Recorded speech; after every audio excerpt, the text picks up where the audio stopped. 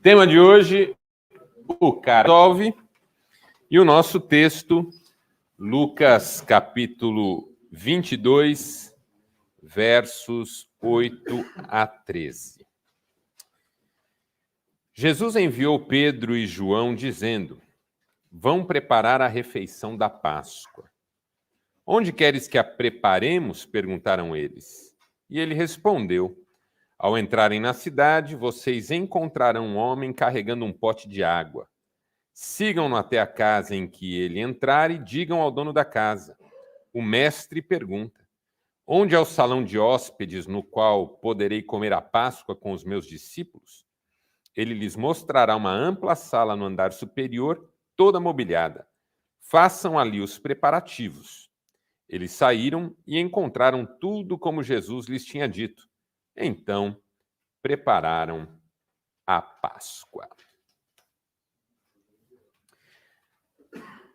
Há muitos anos eu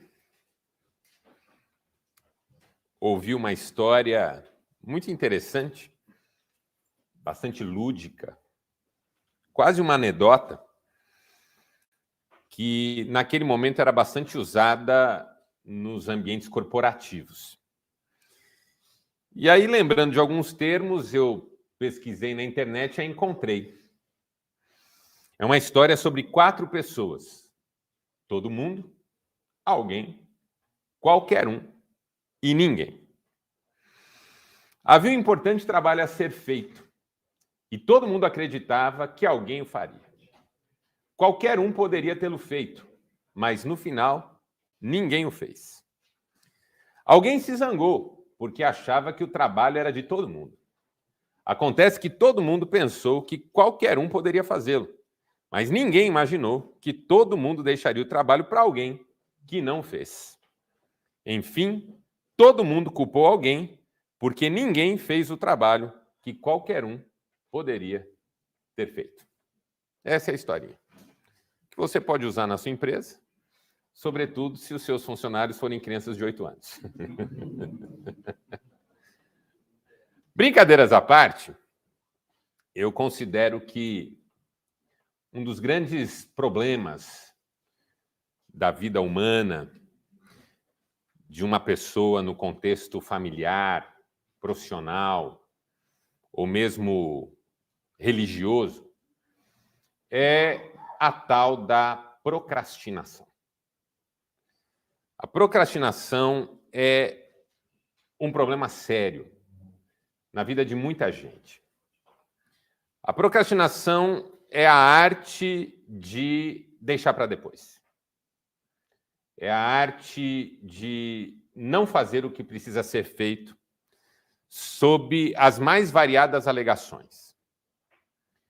O procrastinador não é apenas alguém que não faz o que tem que ser feito.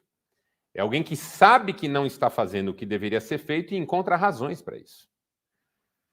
E se esconde atrás de determinados argumentos, muitas vezes.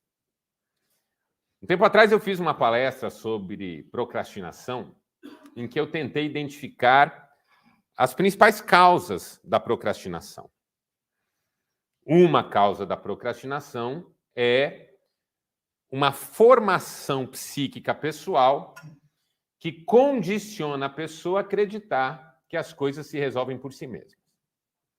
Por exemplo, o menino foi criado num lar em que todo mundo fazia tudo por ele.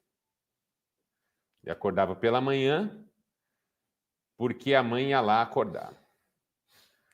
Ele se levantava, o uniforme da escola já estava todo separadinho em cima da cômoda. Ele ia tomar café, a mesa estava posta. Ele voltava para o quarto, a cama já estava arrumada.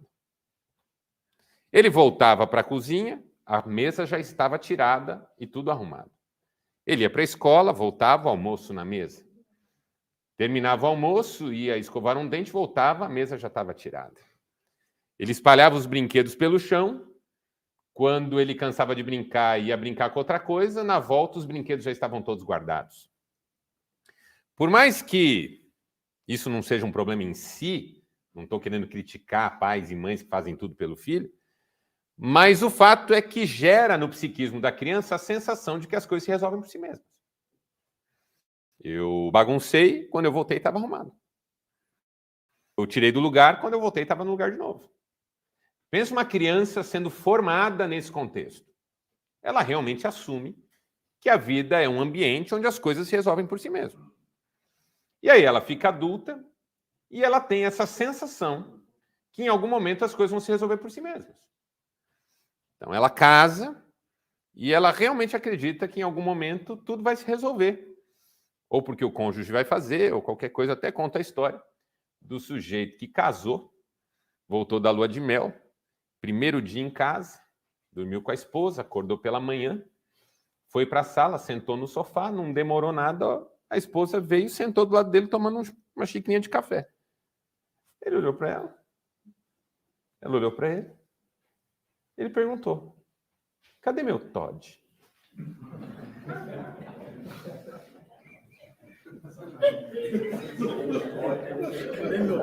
Que Todd, amigo? Não é? Meu Todd que eu tomo de manhã. Eu lacei do seu Todd? Aqui não tem Todd. Você sabe que os que mais riem são os caras do Todd, né? Os caras do Todd são os que mais dão risada. Eles se sentem expostos e ficam nervosos e riem, né?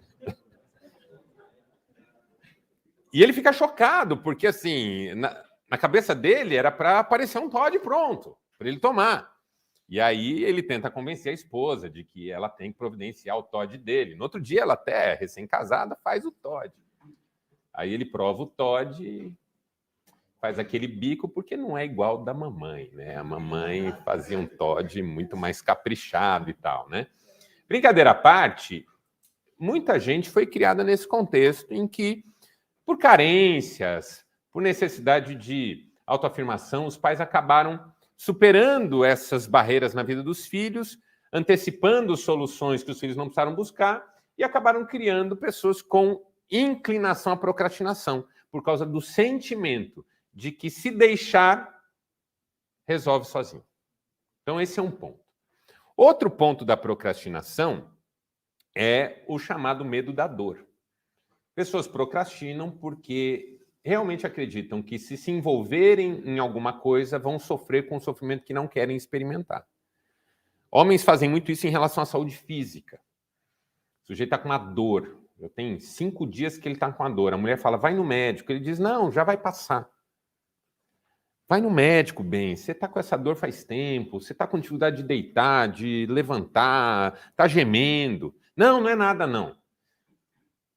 Não estou questionando o otimismo, nem a fé, mas às vezes o que acontece com esse sujeito é que ele não quer ver o que é porque ele tem medo.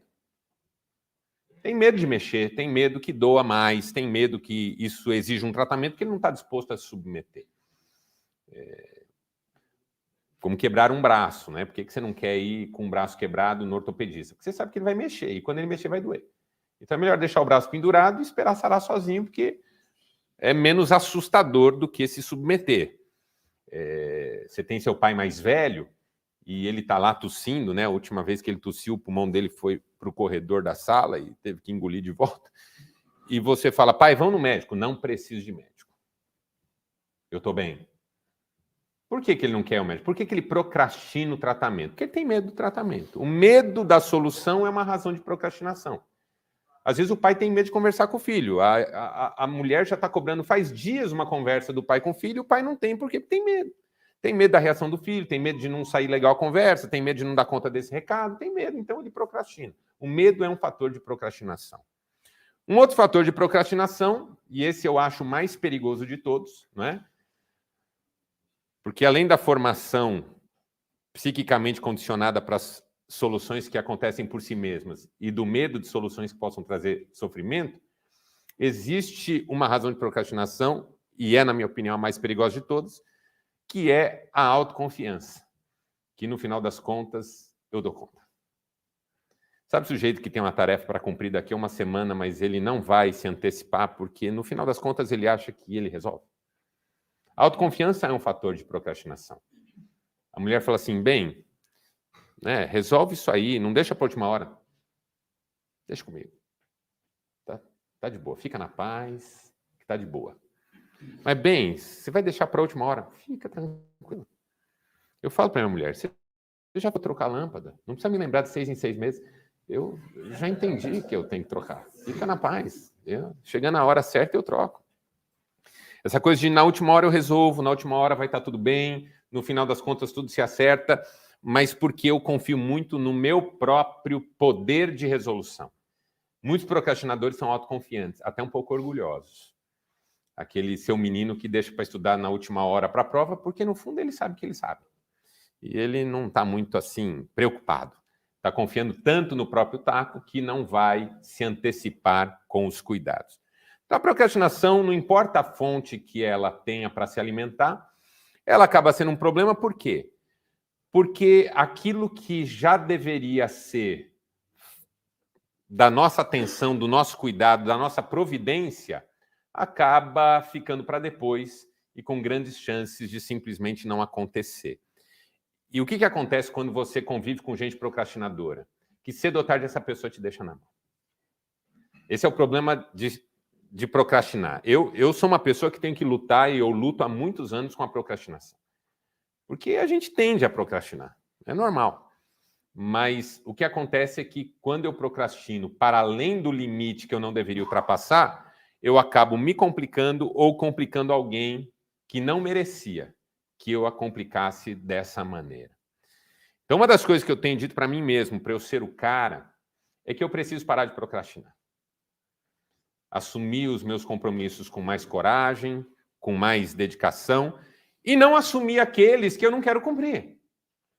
Porque talvez um ponto de procrastinação que possa também estar atrapalhando você ou a mim é que a gente acabou assumindo coisas que a gente, no fundo, não queria fazer. Esse é um ponto também. Por que eu estou procrastinando? Porque, no fundo, eu não desejava. E me comprometi por razões outras. Não saber falar não. Não ter coragem de apresentar a própria questão nessa pauta. Rapaz, você não me ajuda nisso? Cara, não vai rolar. Por quê? Porque eu, nesse momento, estou sem tempo. Né? Eu recebo muitos pedidos no dia a dia, principalmente de gente que está escrevendo um livro e quer que eu escreva prefácio. Às vezes eu tenho que dizer, por mais que seria uma honra escrever o prefácio do seu livro, eu não vou aceitar o desafio porque eu não tenho tempo. Eu já estou com um monte de atividade na lista de espera, eu não vou cumprir os prazos que você está me dando e vou acabar criando uma situação ruim para mim e para você. Ah, não, mas eu espero. Não, nesse momento não vai dar.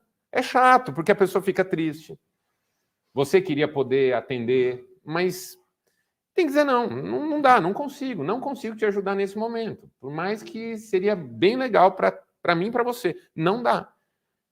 E se eu disser que dá, eu vou sair daqui chateado, remoendo isso, pensando que eu não devia ter aceitado, e aí vou protelar esse negócio, e aí você vai me cobrar, e eu vou ficar com raiva porque eu nem queria ter aceitado, e agora ainda estou sendo cobrado. Quem nunca? Quem nunca aceitou um compromisso que não queria ter aceitado? E aí, ao invés de ir lá e cumprir de uma vez, fica procrastinando. Então, assim, não importa qual é a fonte. Importa que é uma coisa que eu quero enfrentar na minha vida. Eu que tenho tendência, inclinação à procrastinação, eu quero enfrentar isso na minha vida. Quero parar de ser procrastinador. Se tem uma coisa que eu tenho que fazer e hoje é o dia de fazer, eu quero ir lá e fazer. Porque, afinal de contas, é o meu compromisso, é o que eu me propus. Eu quero dar conta do recado. Eu quero ser o cara que faz. Eu quero ser o cara que resolve. Eu quero ser o cara que se propôs, não deixa a desejar, não falha, não tem que depois chegar com desculpas. O texto que nós lemos não é sobre isso. Mas ele sugere isso à medida em que Jesus pede um favor para 2 discípulos, entre eles João, e tem a certeza de que as coisas vão ser feitas como têm que ser feitas. E no final elas são feitas como têm que ser feitas. O texto é bem simples. Jesus precisava de um favor, pediu para as pessoas certas, e porque pediu para as pessoas certas, as coisas aconteceram como tinham que acontecer. Simples assim. Eu quero ser a pessoa certa. Que se digo o que vou fazer, faço, e se digo que não posso fazer, a pessoa sabe que é porque eu não posso mesmo. Porque quando eu assumo, eu vou até o final. Ser o cara é, de certa maneira, ter compromisso com o próprio compromisso. E isso principalmente em casa, porque as maiores vítimas das nossas procrastinações são a nossa família, os nossos entes queridos, a nossa esposa, os nossos filhos, as pessoas que nós amamos. Por quê? Porque nós intimamente consideramos que elas têm que compreender. Então eu digo para minha mulher, não, eu vou com você comprar um presente para sua irmã. Aí ela fala, vamos hoje. Pô, hoje não dá, eu falei com fulano, eu tenho que fazer tal coisa. E amanhã? Pô, amanhã também não dá. Aí começa a procrastinar. Aí, finalmente, é o dia do aniversário e ela fala, ó, tem que ser hoje. Pô, hoje eu não posso, mas vai sozinha. Aí ela fica chateada, porque ela estava na expectativa de você ir junto. Aí você fala, não, mas você tem que entender. O você tem que entender é o que faz com que geralmente as pessoas não nos entendam. Às vezes, quem mais tem que nos entender é quem menos nos entende, exatamente porque a gente passa do limite. Eu estou sempre dizendo para quem eu amo que essa pessoa tem que me entender, tem que me compreender, tem que relevar, e assim eu vou agradando todo mundo, às vezes até quem eu não conheço, sob o prejuízo de quem me ama, de quem eu amo e que convive comigo e acaba tendo que pagar a maior parte do preço. Então eu não quero mais ser assim, né? Se eu digo para minha mulher que eu vou me comprometer com alguma coisa dela, eu quero cumprir isso, até porque ela merece mais do que todo mundo, né? Me aguenta mais do que todo mundo. Se eu falo para o meu filho que eu vou fazer um programa com ele, isso tem que ser prioridade. Senão era melhor não ter falado. Criar uma expectativa. Tem filhos que sofrem, não porque o pai é ruim, mas porque ele promete mais do que entrega. Às vezes é melhor, a Bíblia diz isso, é melhor não votar do que votar e não cumprir. É curioso porque é Deus quem diz isso, né? No livro do Eclesiastes, você já leu o Eclesiastes, lá no capítulo 5, Deus dá uma corrigida no povo dizendo assim, olha, quando você voltar, não seja tardio em cumprir, ou seja, não procrastine, porque Deus não se agrada de tolos. Se você votar, cumpra, porque é melhor não votar do que votar e não cumprir. O que Deus está dizendo? Eu não te pedi nada, mas se você falou que vai fazer, faz. Entendeu? Não, eu prometi para mim mesmo e para Deus que eu vou ajudar uma família esse mês. Cara, você não precisava ter prometido nem para você e nem para Deus.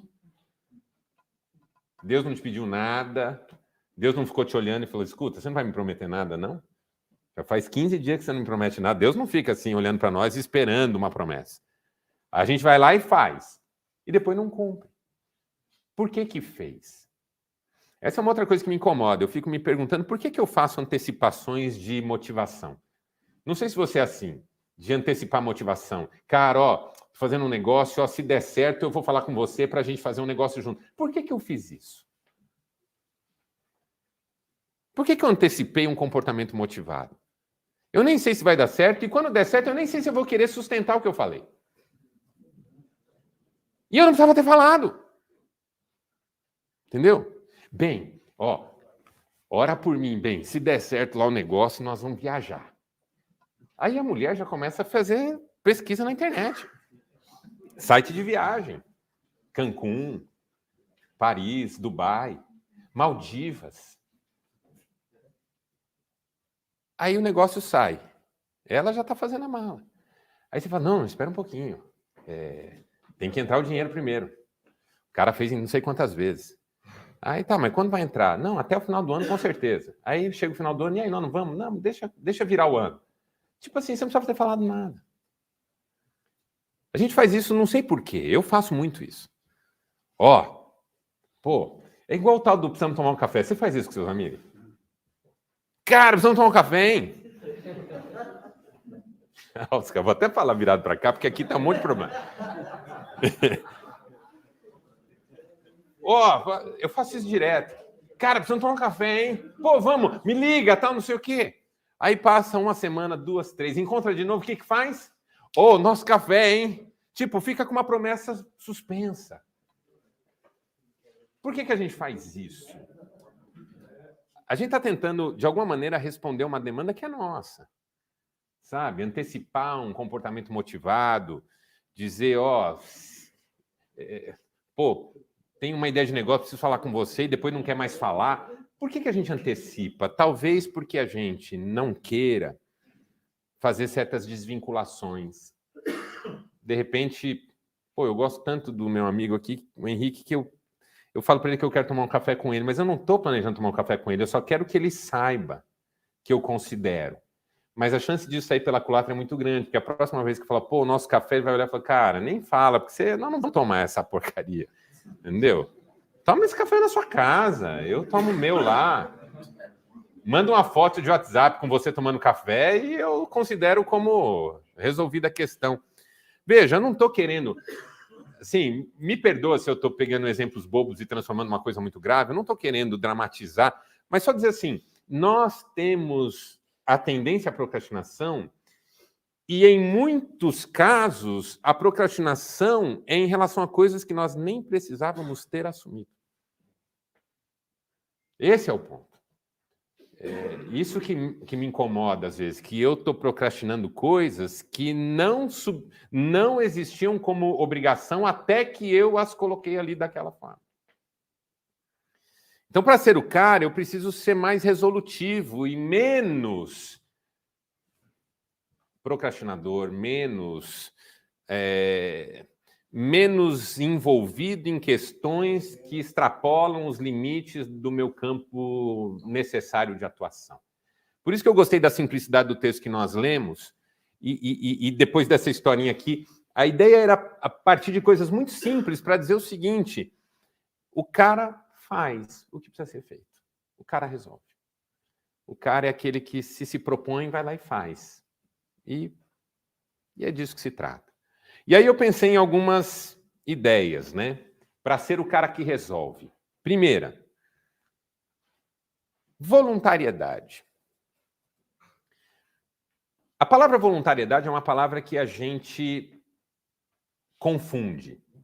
Às vezes a gente considera o voluntarioso aquele que topa tudo.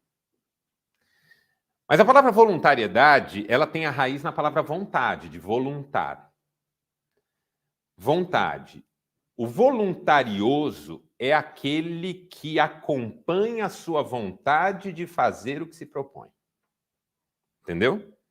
Então, o voluntarioso não é refém do desejo do outro. O voluntarioso é alguém que tem um desejo favorável em relação ao outro. Então, eu me proponho te ajudar porque eu desejo te ajudar. E se eu reconheço em mim um desejo de ajudar você, eu não vou procrastinar. Porque eu desejo.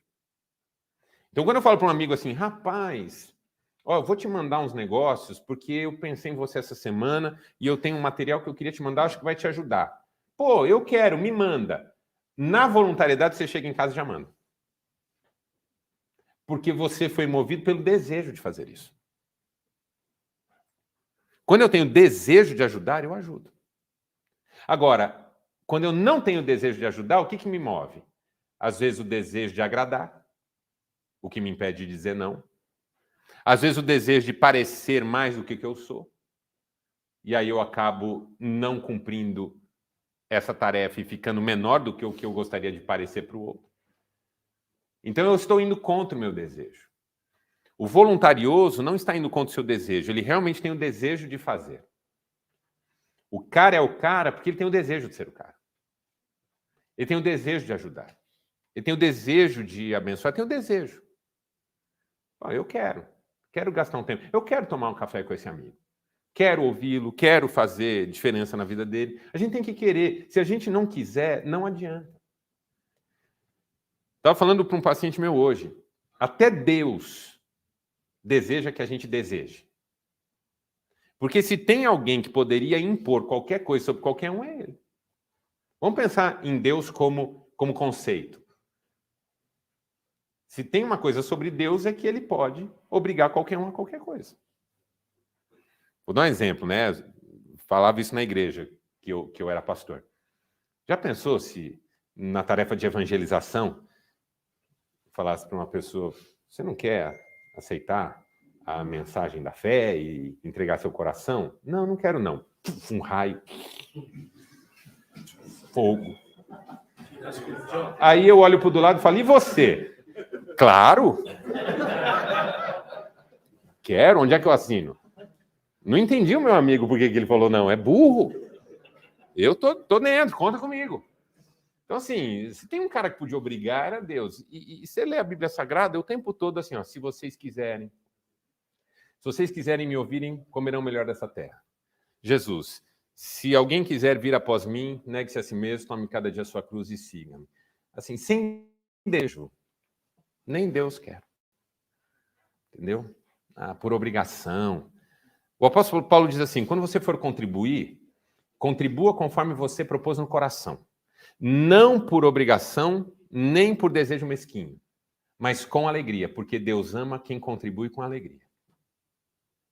Então, assim, eu estou contribuindo na marra, porque estou com a sensação de que se eu não contribuir, Deus vai me castigar, ou se eu não contribuir, eu não vou conseguir o que eu quero.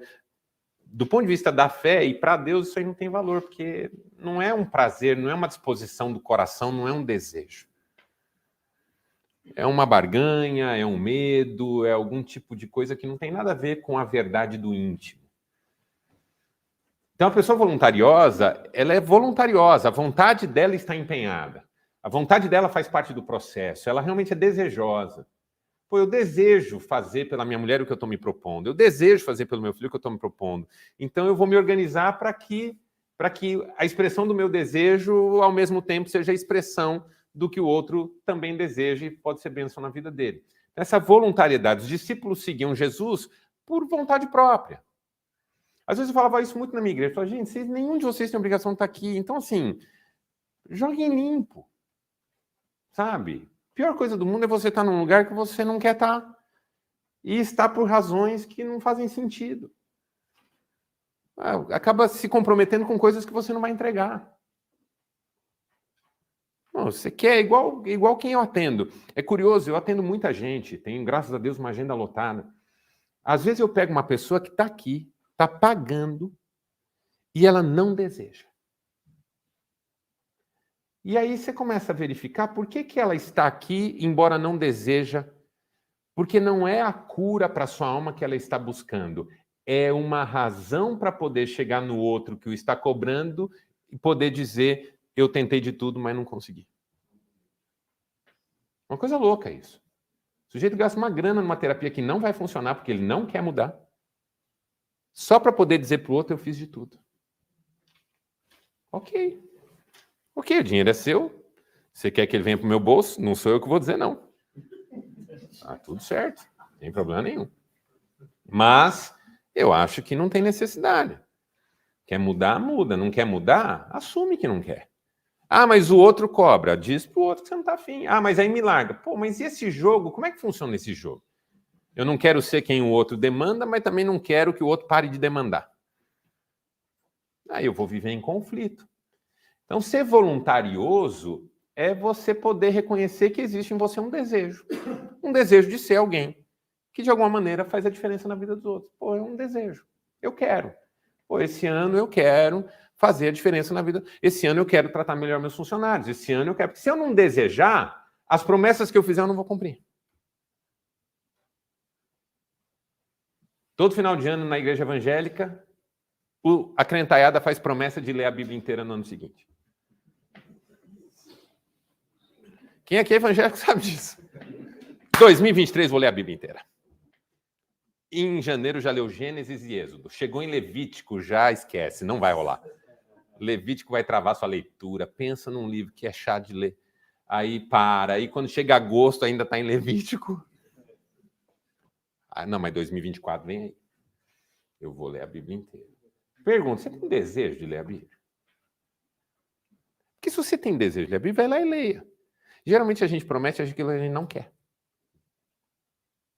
Não, esse ano eu vou perder peso. Você quer perder peso? Não quero. Então não vai perder. Entendeu? Vai se sabotar. Quando você não quer, você se sabota. A minha mulher fala, você precisa perder peso. Eu falo para ela, eu não quero. Se eu quisesse, eu perdia. Por isso que a gente usa uma palavra que eu falo que é uma palavra maldita na língua portuguesa, que é o tal do eu queria. Eu moro em frente ao Igapó, no 16º andar. Eu vejo o povo remando de manhã, 6 horas da manhã. Eu acho a coisa mais linda. E na minha varanda, que é aquela varanda que dá para ver tudo ali, eu tenho uma máquina de café expresso. Eu passo um cafezinho e fico olhando ali. 6 horas da manhã eu fico olhando aquele povo remando. Eu falo, Deus, é tão bonito isso, né? Queria tanto estar lá. Queria nada, mentira. Se eu quisesse, eu punho um short e ia lá. Eu não quero remar. Quero correr. Entendeu? Não quero. Esse frio. Eu quero... Eu tenho uma personal que passou a semana por causa do meu pulmão, que eu tive Covid. Eu tenho hoje... O meu pulmão ainda é 55% comprometido, segundo a minha última tomografia. Então, eu preciso de... Aí, a minha personal falou assim, e aí, animado? Eu falei, não. Ela falou, por que você vem? Porque eu sou obrigado. E o que você vai fazer depois daqui? Comer. Pedir uma pizza. Eu tô brincando, tem que cuidar da saúde, não tô querendo entrar nos pormenores, mas dizer assim, tudo é melhor quando você tem um desejo legítimo. Quando você deseja, ninguém precisa te manivelar. Esse é o ponto. Então eu preciso tratar o meu desejo. Eu preciso monitorar o meu desejo. Por que eu quero perder peso? Por que eu quero cuidar melhor dos meus? Por que eu quero? Para eu chegar às minhas razões e poder automotivar-me. Porque fiz uma palestra esses tempos atrás numa empresa sobre liderança AAA, que é uma tese que eu tenho já há muitos anos, que o líder raro, que poucos são, talvez 1% dos líderes são o que eu chamo de líder AAA. Porque ele conjuga o que eu chamo de nota A em 3 grandes áreas. Ele tem nota A em competência, que é o conjunto das habilidades, dos conhecimentos, das técnicas que o capacitam a fazer o que tem que fazer. Ele é nota A em relacionamentos, que é uma coisa super delicada quando o assunto é liderança. E terceiro, ele é nota A em automotivação. Ninguém precisa manivelar esse cara. Eu não sou líder AAA, eu não sou, eu estou sendo sincero com você. Uma vez falei isso, um cara me abraçou e falou, não, você é assim. Eu falei, obrigado, estou muito feliz, mas não sou. O líder AAA é a automotivação e eu não sou, eu ainda preciso de umas manivelas. Ainda desanimo com facilidade, o outro me desanima. Se o que eu faço, o outro não corresponde, eu quero parar, entendeu? O líder AAA, ele é nota em automotivação, ele segue motivação própria, ele não precisa que o outro o manivele. É fácil? Não, não é. Por isso que eu falo que é 1% que é assim, entendeu? Que acorda e faz, porque sabe que tem que fazer, porque ele se propôs e ele tem as razões para isso. Ninguém precisa dar razão para ele, entendeu? Esse é um ponto. Então, isso tudo está nessa bandeira da voluntariedade. Segundo, credibilidade. Eu acho muito interessante que o texto diz que Pedro e João foram enviados por Jesus.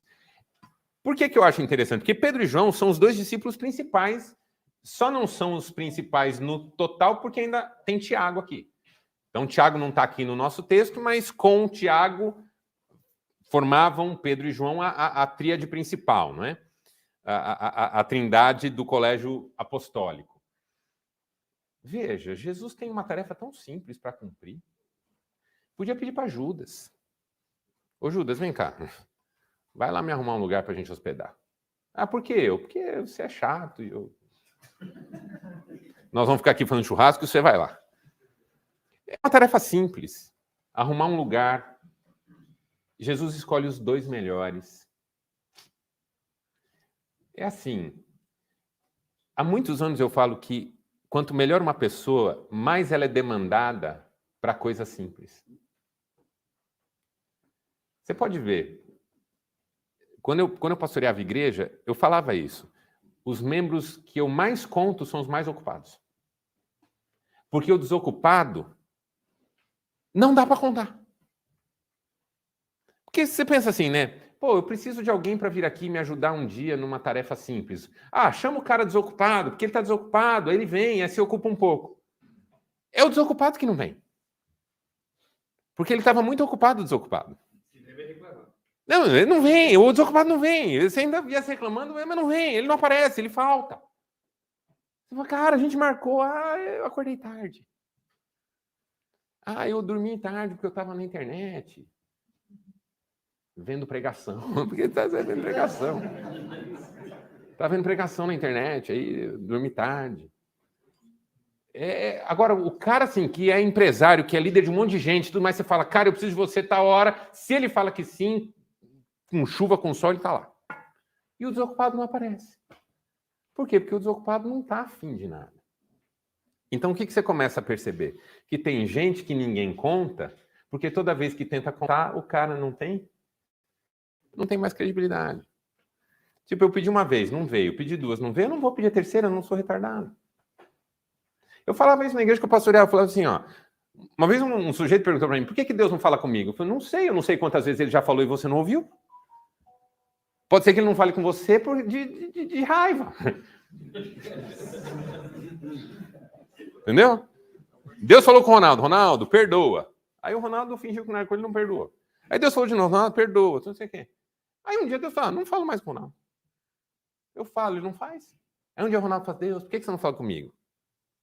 Aí Deus fala, não fala comigo que eu não quero falar com você. Simples assim. Tô brincando, claro.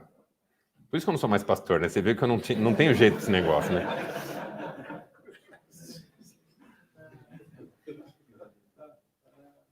Por que eu vou falar a terceira vez com alguém que nas outras duas não ouviu? Então, eu não estou dogmatizando como que Deus fala. Eu estou dizendo que credibilidade é um negócio importante se a gente quer ser a pessoa que resolve.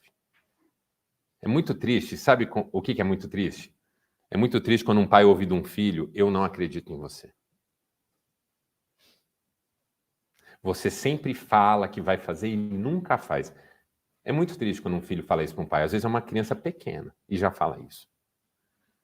Você sempre fala, mas nunca faz.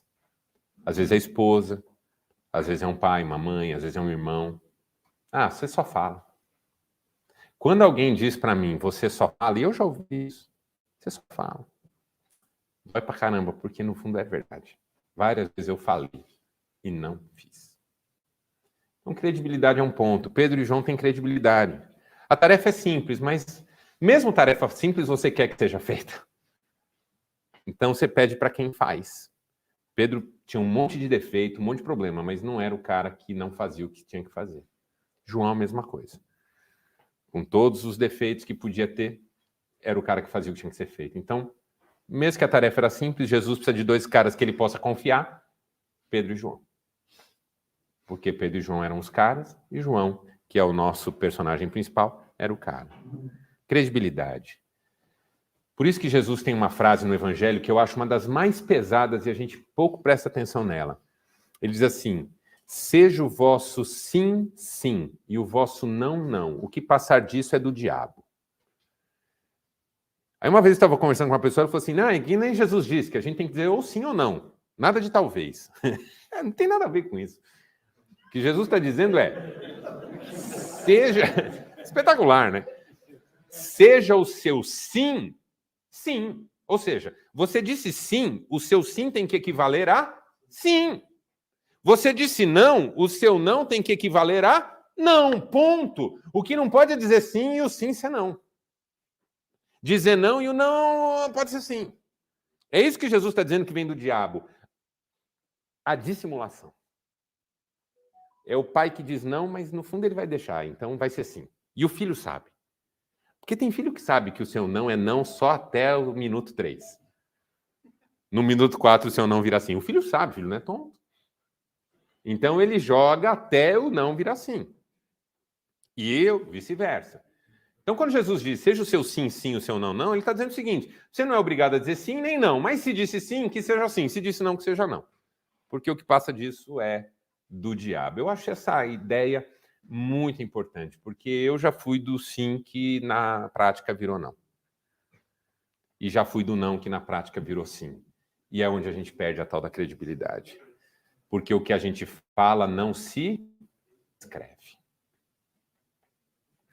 E por último, responsabilidade. Isso aqui é um negócio muito especial, porque assim, o que é responsabilidade? É a capacidade de responder por si mesmo. Uma pessoa responsável, a palavra responsável vem de resposta. Responsivo. Aquilo que responde. Quem que é o responsável? Aquele que responde, ou seja, ele sabe que ele deve resposta, que ele tem que responder. Sabe quando a gente diz assim, você vai responder diante de Deus, não tem? Como ameaça, né? Você vai responder diante de Deus. Essa invocação é uma invocação de responsabilidade. Você sabe que o que você está fazendo, em algum momento, vai estar diante de você. O cara é responsável. Ele sabe que ele responde pelo que ele assume, que ele responde pelo que ele se propõe, pelo que ele responde pelos dons e talentos que ele recebeu, que ele responde pelas oportunidades que ele tem. E a responsabilidade é, segundo Emil Brunner, o âmago da humanidade. O que há de mais bonito na humanidade é que cada um pode responder por si. A responsabilidade, ela bota um ponto final em duas culturas que eu acho muito complicadas. A cultura da justificativa e a cultura da culpabilização. A cultura da justificativa é a cultura da pessoa que realmente acredita que as justificativas que ela tem para as coisas que ela quer que o outro entenda são suficientes. Vou dar um exemplo. Você tem um funcionário que chega atrasado toda vez lá na empresa. Na primeira vez que ele chegou atrasado, ele falou que foi porque a mulher dele passou mal. Na segunda vez, o filho dele passou mal. Na terceira vez, o pneu do carro furou. Na quarta vez, a mãe dele ligou e ficou 1 hora com ele no telefone. Na quinta vez, é porque apareceu um fiscal da Receita na casa dele e queria fazer uma entrevista com ele na hora lá. Na sétima vez, na oitava vez... Então, assim, para cada uma das vezes que ele atrasou, ele tinha uma justificativa. Contudo, ele não consegue explicar por que só ele precisa atrasar tantas vezes, toda vez.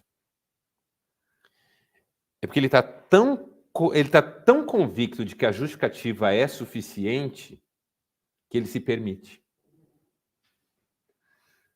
Eu não sei se você tem amigos ou colaboradores ou colegas que tudo que erram explicam. Eu não sei você, mas eu começo a não querer mais andar perto de gente assim. Cara, você furou comigo, então, sabe o que é? Tal. Pô, mas você furou comigo? Não, mas você tem que entender. O você tem que entender, para mim, nunca funciona. Porque eu não tenho que entender nada. Entendeu? Eu entendo se fizer sentido. Eu não tenho que entender. Se for mal explicado, eu não tenho que entender. A cultura da justificativa é um câncer que a gente corrige com a cultura da responsabilidade. Errei, primeira coisa é pedir perdão e corrigir o erro. Depois, se a pessoa quiser, explicar. Entendeu? Então, combinei com você 8 horas. 9 horas eu não cheguei ainda. 9h15 você já está querendo ir embora. Aí eu chego. Aí eu falo, pô, cara, isso é hora. Aí você fala, não, sabe o que é? O sabe o que é já me mata. Se o sujeito chega e fala assim, cara, me perdoa. Nossa, pisei na bola com você. Não podia ter feito isso com você nunca. 9h15 eu chegar, a gente combinou 8 horas, me perdoa. Nunca mais isso vai acontecer. Se você quiser ir embora, eu vou entender. Não precisa ficar comigo aqui. Se o cara sai nessa linha, eu falo, não, fica tranquilo, tá perdoado. O que aconteceu?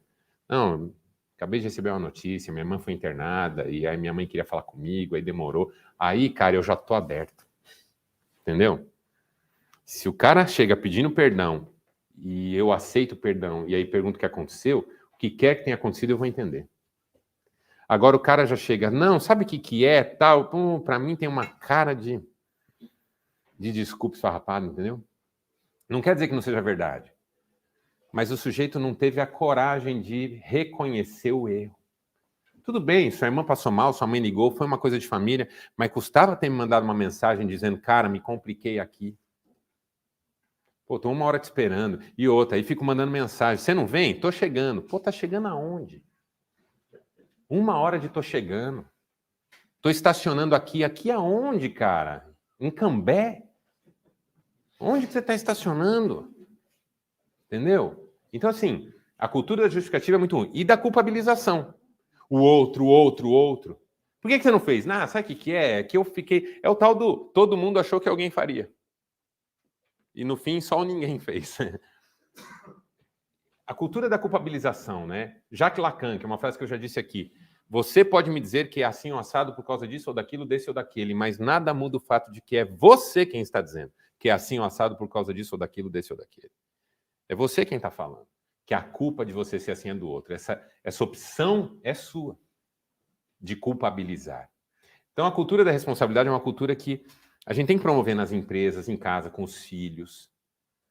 Sabe? Errou, pede perdão. Conserta o erro. E, em havendo oportunidade, explica. Se a explicação vem depois do arrependimento e da confissão de culpa, ela é muito mais bem-vinda. Agora, se ela tenta preceder tudo para dizer eu não tenho culpa, porque no fundo o que a pessoa que não é responsável quer é que ela não tenha culpa de nada nunca. Essa é a cultura da irresponsabilidade. Não sou eu que respondo por mim. É o mundo, é o cosmos, é o universo, é Deus, é o outro, é minha mãe, é meu pai, é todo mundo, são os meus vizinhos. Todo mundo responde por mim, menos eu. Para a gente ser o cara, a gente tem que chamar no peito. Ó, me perdoa, eu errei com você. Combinei com você e não cumpri. Me perdoa, se tiver alguma coisa que eu possa fazer para ou remediar ou ressarcir, você me fala. Não, fica na paz. Aconteceu alguma coisa? Aconteceu. Tive uma perda na família, passei mal. Não, imagina que eu ia cobrar você por causa de uma situação dessa. Tem credibilidade, entendeu? Você não está usando a desculpa para arrefecer o ânimo. Para arrefecer o ânimo, você usou a responsabilidade. Sair da cultura da justificativa e da culpabilização, isso é top. Faz gente rara. Gente que todo mundo confia. Porque sabe que não vai mentir para se livrar. Entendeu? O cara que foi perdoado porque pediu perdão não precisa mentir na explicação, entendeu? Cara, você me perdoa? Furei com você. Não, tá perdoado, fica na paz. Aconteceu alguma coisa? Eu não preciso mais mentir. Eu já tô perdoado. Entendeu? Posso dizer, não aconteceu nada, cara, eu dormi. Uma vez eu trazei com um paciente, a hora que era online, a hora que ligou, 15 minutos depois, eu falei, rapaz, você me perdoa o atraso? Ele falou, não, imagina, deve estar uma correria. Eu falei, não está uma correria não, dormi. Eu sentei aqui, de verdade, sentei assim, joguei a cabeça para trás, apaguei. Aí ele falou, nossa, deve estar cansado. Eu falei, não tô. Tô de boa. Assim, eu já pedi perdão, por quê? Porque eu fiz uma lambança, não tem um motivo a mais. Eu fiz uma lambança, me perdoa. Ah, mas e se ele não quiser mais marcar horário com você? É um direito que ele tem. Eu furei com ele, atrasei um monte, gastei uma parte do horário dele. Claro, repus depois no final, mas assim, atrasei o dia dele. Então, perdão, não tem justificativa que elimine o erro que eu cometi. Mas se o cara me perdoou, eu posso ser verdadeiro. E se ele não me perdoou, não é o tamanho da minha explicação que vai sensibilizar. Enfim, dica de sabedoria que eu gosto bastante, do Nicholas Murray Butler. Existem 3 tipos de pessoas. As que fazem com que as coisas aconteçam, as que assistem as coisas acontecerem e as que perguntam, o que foi que aconteceu? Legal, né? Alguém fala assim, como é que é a frase? Como é que é a frase? Vamos ficar em pé para uma oração, pessoal? Pai, muito obrigado por esse papo franco, sincero. Se tem alguém que nós não queremos tentar iludir, é o Senhor, até porque o Senhor não se ilude com nada e nem com ninguém. O Senhor sabe quem nós somos, como somos, e nos ama apesar de tudo. Então, ajuda-nos a sermos verdadeiros, verdadeiros de alma, sinceros, voluntariosos, confiáveis e responsáveis, para que sejamos bênção. E se temos errado com pessoas que nos amam, perdoa-nos. E ajuda-nos também a buscar o perdão dessas pessoas e a corrigirmos os erros e vivermos em novidade de vida. É a minha oração por mim e pelos meus amigos aqui, em nome de Cristo. Amém. Valeu, gente. Obrigado. Deus abençoe.